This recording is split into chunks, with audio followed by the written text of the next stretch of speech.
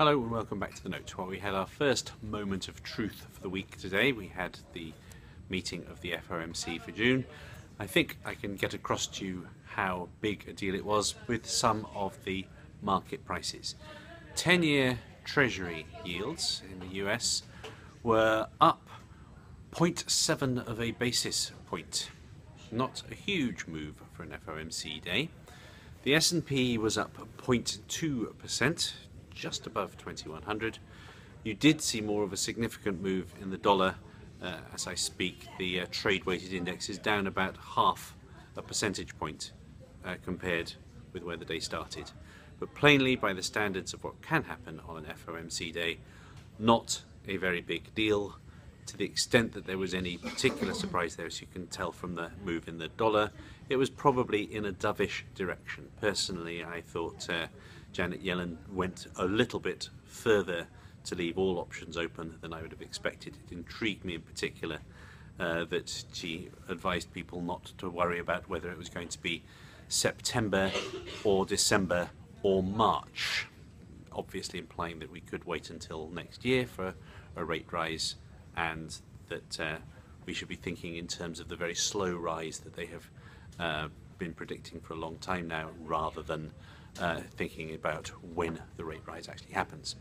Now on to the next moment of truth, the meeting of European finance ministers over the Greek situation.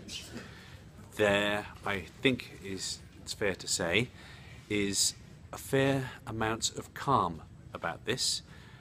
Here is, I think, as good a measure as any of that. This is the spread of Portuguese government bond yields over German Bund yields, going back to the beginning of the crisis. You can see that that spread has widened a little bit just recently, but you can also see that compared with earlier episodes in the crisis, there is extreme confidence that we are not going to see contagion. Portugal is plainly the country that would be most likely to see contagion if Greece does leave, the country that would, after Greece, have the most to gain from leaving. There is not any great sense that this is going to happen or that it's going to be a problem if it does. I would add, in terms of talking to people in New York, that there is emerging a clear point of view about this on this side of the Atlantic, which is that continued Greek membership of the Euro matters more to the Germans than it does to the Greeks.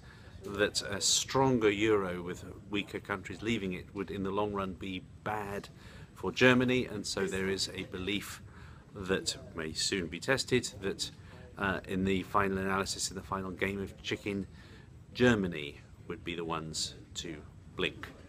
I think where that leaves us is that at present, if you do get a deal to avert any Grexit, or any Graxident as people now refer to it, you would not see any huge great recovery in markets.